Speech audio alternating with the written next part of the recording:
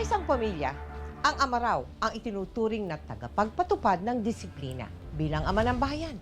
Isa rin ito sa inaasahang gagampanan ng Pangulo ng Pilipinas. Ngayong gabi, sasalang sa hot seat ang tinaguriang The Punisher at Dirty Harry ng Davao City, si Mayor Rodrigo Duterte. Palaban at maanghang magbitiw ng mga salita. Pero may kinatatakutan pa nga ba si Mayor Duterte? Anong klaseng ama nga ba siya at anong klaseng personalidad ang ipamamalas niya sakaling maluklok siya sa pinakamataas sa posisyon sa ating pamahalaan? Itong mga walang hiya na may sungay, they don't really bother.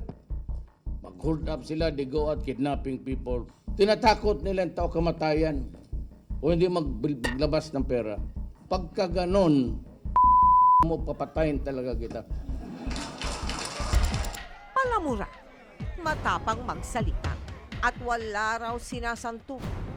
Ganito kung ipresenta ng alkalde ng Davao City na si Rodrigo Duterte ang kanyang sarili. Dirty Harry at The Punisher ang bansag sa kanya. Pero hanggang saan ang hangganan ng kanyang kamay na bakal? Paano kung labag na ito sa karapatang pantao?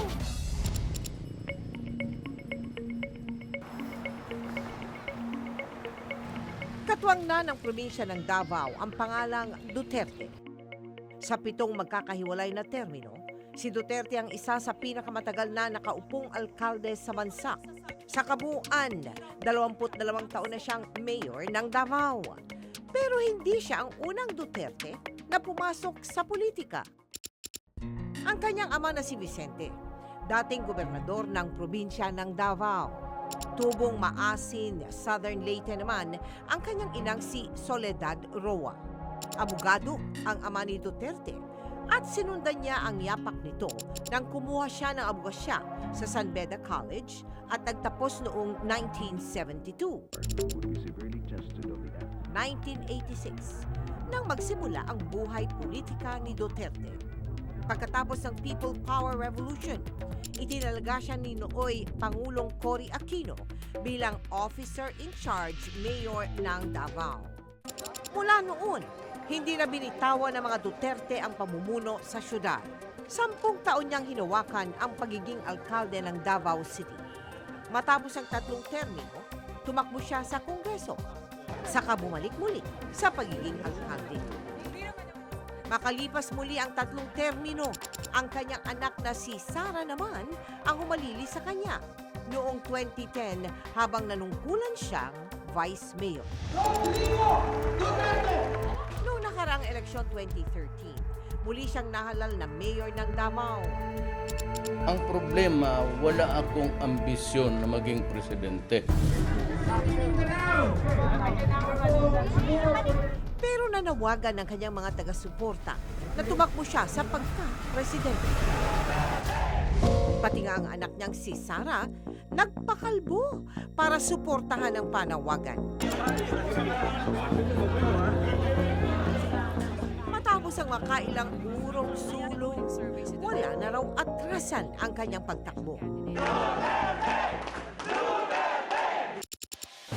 Ang kandidato ng PDP laban, si Mayor Rodrigo Roa Duterte. Mayor Duterte, welcome po sa Wanted President. Thank you for the opportunity. Kilalanin po muna namin kayo bilang Rodrigo Duterte outside your positions in government. Are you a temperamental person? No. No. No, Oh, I am not. that's I am not. surprising. I can hold my candle Aha. against the world and stay calm Aha. despite the Kahit anong dynamics of the world. yung pagmumura ninyo, saan nanggagaling yun?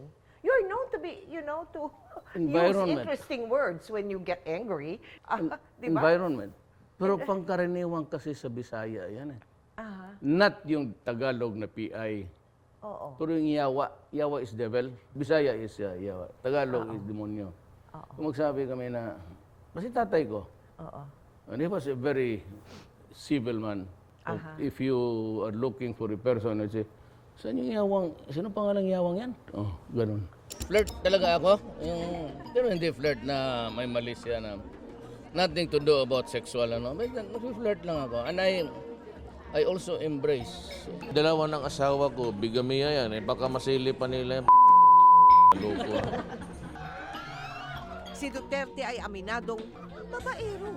Hindi lang isa, kundi dalawa raw ang kanyang asawa. At paminsan-minsan, may mga girlfriend pa. Pero ang flight stewardess na si Elizabeth Abeliana Zimmerman lamang ang pinakasalan ni Duterte. Tatlo ang kanilang anak, sina Paulo, Sara at Sebastian. Pero makalipas ang 27 taong pagsasama, 1998, naghain ng annulment case si Elizabeth sa Pasig Regional Trial Court.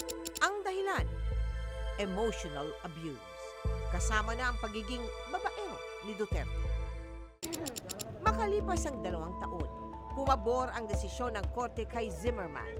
Aminado si Duterte na mahilig siya sa babae.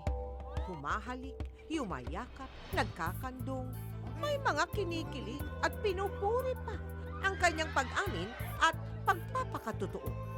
Pero meron ding nagsasabi na ito'y pambabastos at hindi dapat tularan. Is that your civil Yes. status? Single? Single. But I'm living with another woman with whom I have a daughter, Veronica. Kung kayo po ay maluluklok sa Malacanang, ang magiging first lady ng bansa ay si second wife. Pati yung first type na lang. Paano yun? Hindi pwedeng dalawa, sir. One Marami only. mang parto dyan. Are you kidding me? I'm serious. Sino po ang kikilalaning first lady? Yeah, well, early on it was Inday who volunteered that she wants to be the first lady. Okay. Since she is the top honcho sa pamilya namin, so she might want to Inday Sara, you mean? Inday Sara, yeah. If Inday would insist it, there's nothing we can do. She's the alpha of the family. Oh, okay. So, ganun po ba ang relationship ninyo with Inday Sara? Yes. She will win. She's always been winning, spoiled. Kasi Spoiled mag-isa daughter. Mag-isa lang kasi si babae noon. Meron po ba kayong kinakatakutan? God, God. karma, So, you believe in karma? of course. You do? Of course. Aha. I am not into religiosity, Oo. but I have always said that I have this deep and abiding faith in the universal. I believe that there's a universal mind watching over the universe. It's what you plant, what you sow. You will reap it. Ano po ba yung ginawa nyo noon na bumalik sa inyo? Ay, yung pagkasalbahe ko, tapos ang nanay ko, gano'n din ang anak ko. It took me 7 years to finish high school. Alright. And this son of mine also Ganun did din. it to me. Are there things that make you sad? May pagkakataon ba na kayo ay naiyak? My mom lived the ripe age of 96. She just died 2 years ago. I missed her always. Sa kanyang pamilya, hindi lang siya ang Duterte na pumasok sa politika. Ang anak niyang si Sara, naging mayor ng Davao City mula 2010 hanggang 2013. Kasalukuyan namang vice mayor ng Davao, ang isa pa niyang anak na si Paulo. Ngayong eleksyon 2016, muling tumatakbo sa pagka-alkalde at vice-alkalde, sina Sara at Paulo. Political dynasty. Bill. O there's a bill, no? So, pabor ba kayo dyan? Gusto kong pumabor, but di talaga lulusot yan. Hindi talaga lulusot. Because? Because this country is controlled by the ruling elite. So they would want their children lahat to na, no? perpetuate the family name. Ako naman, ito nga si Inday, ayaw eh. Ayaw niya. Okay, kung hindi yan nagpayag na siya, hindi ako tatakbo ng presidente. Do you believe that the president will be the father of the nation and therefore a role model for the citizens? Yeah, but to copy the good side, leave the bad side. Okay. Forget about it because my mouth, I said I do not have a civil mouth. I throw epithets, curses. Paano yun? Kasi ako, pagkagalit, talagang lumalabas sa ano. Because I have every reason to be mad at the world, at the way the Philippines is being handled now. Kung ika'y tatanggap ng mamamasukan sa trabaho, mahalagang maimbestiga kung sakaling nasasangkot ang kanyang pangalan sa anumang kontrobersya. Sa kaso ni Mayor Rodrigo Duterte, ang kanyang kamay na bakal ang hinahangaan ng kanyang mga taga-suporta. Pero kine-question naman ng kanyang mga kritiko. Minsan na rin niyang sinabi na sakaling siya'y mahalal, bibigyan niya ng posisyon sa kanyang gabinete ang mga komunista. Ito at iba pang banat laban kay Mayor Duterte, paano niya kaya sasagutin? Mata para sa mata, Yung patay kayong lahat. ngipin para sa ngipin. So, when you fight criminals and criminality, madugo talaga yan. Dahas laban sa dahas. Ang gusto ng tao, ubusin daw yung kriminal. Di ubusin natin. Pangako ni Duterte, susugpuin niya ang kriminalidad sa unang 6 na buwan ng kanyang panunungkulan. Give me 3 to 6 months and I will kill them all. Minsan kayong nabanggit that you said something like, kaya niyong lutasin yang krimen, yang corruption, yang drugs in 6 months. Yes. Dinugtungan pa ninyo, if I don't, you kill me. Yeah. Sabi ninyo. Mm. What does that mean? Isn't That that means to say, medyo- figure of speech na yan. Oo nga. Meaning to say, I have to deliver or I will go kapot. I will lose credibility. That's what it is. Ah. Pero wala namang patay. Just a hyperbole naman yan. Hyperbole. Doon siguro tayo nagkakaproblema, sir. Kasi nga, you know, sometimes you go ballistic with your statements na inaano, they take it literally. Nililiteral nila yung yung mga sinasabi Then ninyo. it's time for the Filipino to begin to sort out my mouth. Basta ako mag-deliver. Period. Sige, total din lang nandiyan na nabuksan na, no? How can you do that in 6 months? Pag sinabi ko, Presidente, ako, tumahimik ka, Oh. tumuminto ka, you are committing a crime in my presence, iniinsulto mo ako, you better stop it. When I say corruption, Siyempre meron yun. Or else, Na, may mami- kadugtong yun, hindi Ayan pwedeng nga. wala. O, sir, ano yung kadugtong? mamili ka. Oh. It's your choice.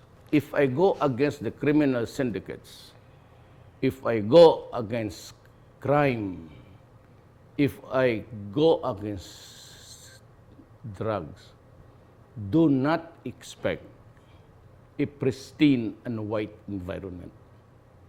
It could be bloody. Madugo yan. May patay dyan. Let us not joke with each other. You must be up to it in fighting crime. Now, sabihin mo walang patayan, meron patayan. Pero kung magtanong ka extra-judicial patayan, hindi ko ginagawa yan. Meaning to say, here is a helpless criminal, his hands tied behind his back, kneeling down, and I will shoot him. Oh, that's crazy. Walang lalaki gumagawa ng gano'n. If you are committing a crime there, just simply say, go ahead, engage them. If you are in a hostage situation, I will not allow the idiot to invite the networks, make an impassioned speech there, kung sino-sino pa ang pagbintangan niya sa buhay niya.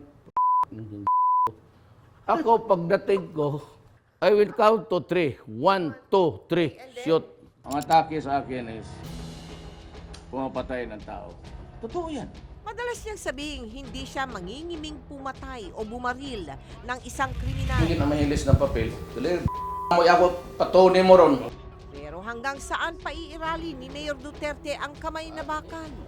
May puwang pa ba ang batas at hustisya? Have you ever had the experience of killing Yes. a person? Yes. Can Early you tell on, us yes. the story? Early on dito sa Davao, I was only 3 months old mayor. May kidnapping dito. Kinidnap nila yung bata, dinala nila sa somewhere outside of the city. She was a hostage for almost 2 months. Then one day, may feeler dito pumunta doon sa family asking for the ransom. Tapos sabi nila, i-deliver nila yung babae yung araw na yun. Inabangan ko talaga sila. They delivered the money. I was waiting for them. So when they got down and started to roll, pinara ko sila. At ang una kong nakita was a carbine, the barrel of a gun. Doon nag-umpisa. So I fired with 4 other policemen. So you are saying this was some kind of a self-defense? No, it was a What? performance of duty. Performance of duty. You kill persons committing a crime in the performance of duty. Oo. And I will do it to everybody who will make it if I become president. Hindi ba, sir, hindi ba rule yun sa mga pulis na you try your best not to kill? Try your best to capture that person or the criminal, whoever, alive. I will not order that. If it puts your life in jeopardy, Oh, so this ipapasubo mo yung pulis. Ang ganitong pananaw ni Mayor Duterte, makailang ulit ng kinundina ng ilang human rights group. We don't want mayors to be going around and saying that part of my job is to kill people. Hindi naman siya huwes, hindi naman siya prosecutor. Sa inilabas na report ng Human Rights Watch na may pamagat na "You can die anytime" noong taong 2009, ibinunyag nila ang pagkakaroon ng tinatawag na Davao Death Squad.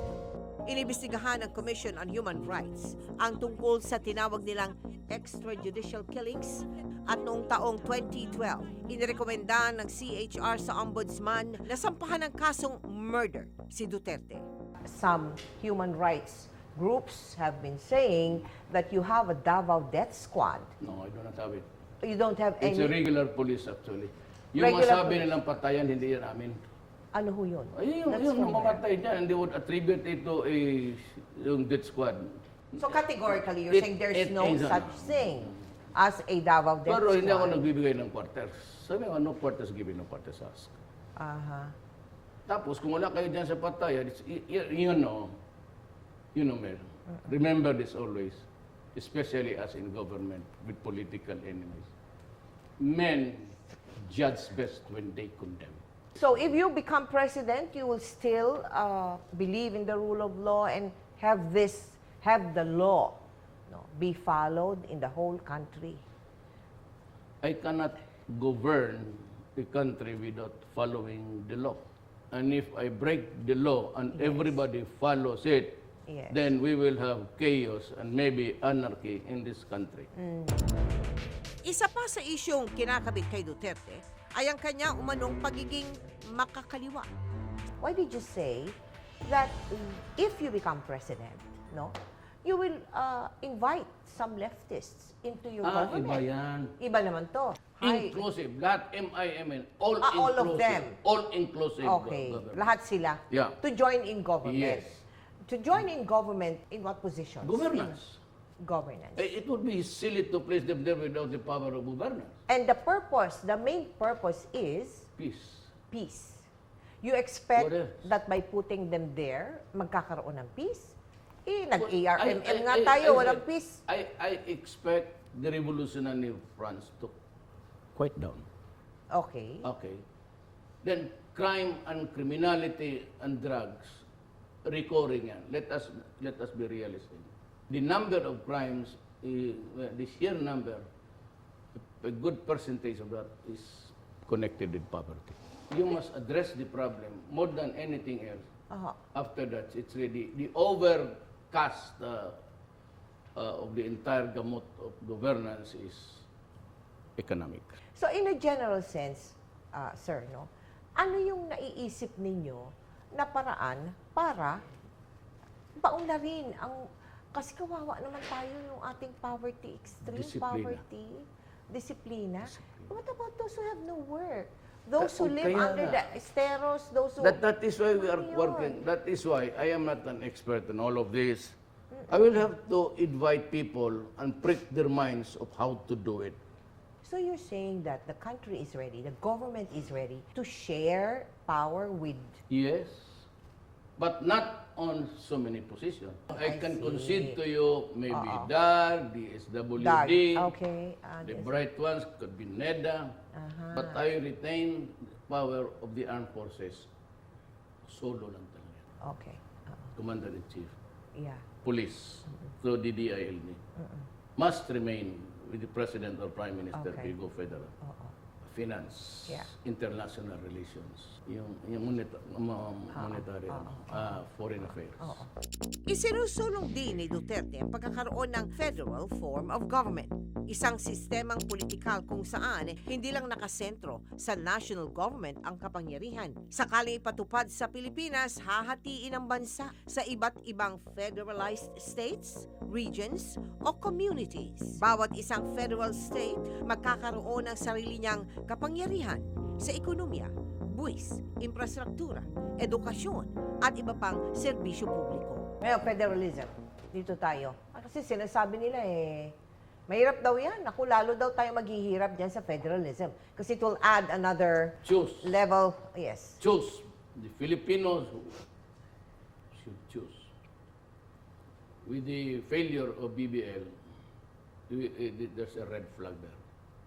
The only way that the more of people can be pacified is federalism. Without it, there's going to be a recurring violence in. But what makes you so sure that federalism is the answer to the problems in Mindanao? Because they Bakit? are asking for it. And you should concede a certain amount of intelligence to the Moro people. There are as many bright Muslims as there are on the Christian side. Ayan ang gusto nila. And that is the way where we can grant, concede to them an autonomy that they would be happy. It's giving control to the locals. They should know how to spend their own money and not to be dictated upon by a Congress which is unitary. And they decide all by the lonesome selves.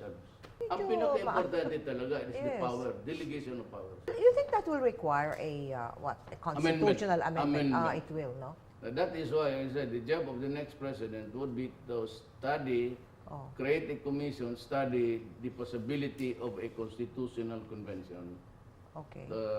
amend the constitution towards federalism. The president must grip it, swallow it. There must be fire in his belly, swallow the theory, tapos ipasa niya doon has to convince a lot of congressmen. Ang matatapang at maaanghang na salita ni Mayor Duterte, sapat na kaya para ipagtanggol ang kanyang mga paninindigan? Ibabalik kaya niyang death penalty sa kabila ng oposisyon ng mga human rights advocate? Ano kaya ang posisyon niya tungkol sa pangaagaw ng teritoryo ng China sa West Philippine Sea? When you fight criminals and criminality, Hayagan niyang sinasabi na ang mga kriminal ay dapat lang mamatay. Kaya hindi na nakapagtataka ang paninindigan ni Mayor Duterte na ibalik ang parusang kamatayan sakaling maupo siyang Pangulo. Pero totoo nga bang solusyon sa krimen ang bitay? society has to protect itself. There's no contradiction there. This is a policy, you must pay for your crime. And say that retribution, yours is a deterrence, mine is retribution. Magbayad ka sa kinuha mo na buhay. Kailangan pagbayaran niya yung ginawa niya. Pero yung to kill the person is something else. Well, we have killed so many in the past. I do not see any reason why we should stop killing the criminals and those who have committed innocent serious crime. Pag sinabi ng Diyos, an eye for an eye, a tooth for a tooth, it simply means also buhay for buhay. Hulyo 2013 nang pumutok ang pork barrel scam. Ang Priority Development Assistance Fund o PDAF ng halos 200 mga mambabatas. Imbis na mapunta sa mga proyekto para sa tao, napunta umano sa bulsa ng mga pekeng NGO at mga kickback ng kongresista at senador ayon sa report ng Commission on Audit. But what do you think about the PDAF scam?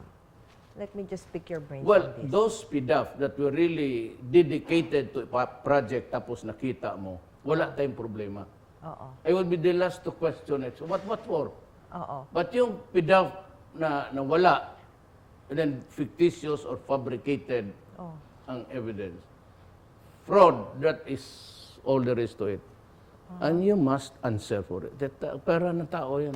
Sinabi niyo daw na dapat patawan ng death penalty yung mga mapapatunayang nagkasala ng pandarambong. So that's plunder, okay? Kumpiyansa ang pag-uusapan, kayo ba ay pabor o hindi pabor sa petitions ng mga senador natin na nakakulong Alam mo, ngayon because ganito of yan plunder? I'm a lawyer. Yes. And we go by evidence. That's the thing, that's a cardinal rule for us, never to condemn until there is really proof. So, if the evidence is strong and it is non-bailable, okay lang. Pero yung hindi, I cannot mention the personalities. I mean, I used to be a Tanod Bayan. Wala pa yung ombudsman. I was one of the 2 Tanod Bayan prosecutors of Mindanao. So I'm quite familiar with this accounting, yung iba talaga mahina yan. And I am in favor of granting bail. Ilang beses na siyang napamura sa tindi ng traffic sa Metro Manila. Pati Santo Papa, napagbuntunan niya sa sobrang inis. From the Holiday Inn yung hotel to the airport, 5 oras. Sabi ko, bakit? Sinong dadating? Si Pope. Gusto ko tawagan na, Pope, umuwi ka na. Pero hindi lang simpleng perwisyo ang dulot ng matinding trapiko. Sa pag-aaral na ginawa ng Japan International Cooperation Agency o JICA, sakaling hindi raw maibsan ang lagay ng trapiko, aabot sa 6 na bilyong piso ang mawawala kada araw pagdating ng taong 2030. I'm sure you have heard how horrendous the traffic is In Manila. Manila. Do you think that problem requires presidential attention? No, but it would require the assistance of the national government. Okay. Yan, national roads yan eh. Okay. Hindi naman pag-ari ng Quezon City yan. Those are national roads. Oo. So, government has really the duty to see to it that it is possible. If you add every month 350,000 motor vehicles, overloaded talagang it cannot absorb and handle it. It takes a lot of sense if you just add more trains, maybe promote mass transit. Sa buong Timog Silangang Asya, ikalawang Pilipinas sa may pinakamataas na ipinapataw na individual income tax na umaabot sa 32%. Kamakailan, inihain ang Income Tax Reform Bill na layong mapababa ang buwis sa sahod ng mga manggagawa. Hindi ito sinuportahan ng palasyo dahil hindi raw kayang mawala ng gobyerno nang aabot sa 30 bilyong pisong pondo mula sa mga buwis. Income tax reform. Yes, if I make it to Malacanang, Yes. one of the about taxes, well, the first step would really be to do away with income taxes for 20,000 below earner. A year? You're talking annual, okay. Adjustments yan. Aha. Can to make adjustments. Aha. Aha. Sa sabi na exorbitant, I will see. But if you're talking about the added value tax, no way. 6 na bansa ang nag-aagawan ngayon sa mga teritoryo sa West Philippine Sea. Kabilang na ang Pilipinas, China, Vietnam, Malaysia, Taiwan at Brunei. Pero ang pinaka-agresibo, ang China. Sa ilalim ng kasalukuyang pamahalaan, nagreklamo na sa United Nations Arbitral Tribunal ang Pilipinas, pero binaliwala ito ng China at patuloy na nagtayo ng mga infrastruktura. Our problem with China. We cannot go to war with them. We cannot afford it. And besides, even with the help of maybe Japan, Australia, and The United States, a war that breaks down there, ang kanilang battleground would be the Philippines, and Palawan would be the first to hit. yes. There's no way I will, kaya, sabi nila multilateral, the United States is insisting on it, maybe Australia, and followed suit by Japan. I am for it. I'd like to cooperate with Western powers because we are identified with the Western powers. And much of the countries depend on the military strength of America. Okay? My stand is, amin yan.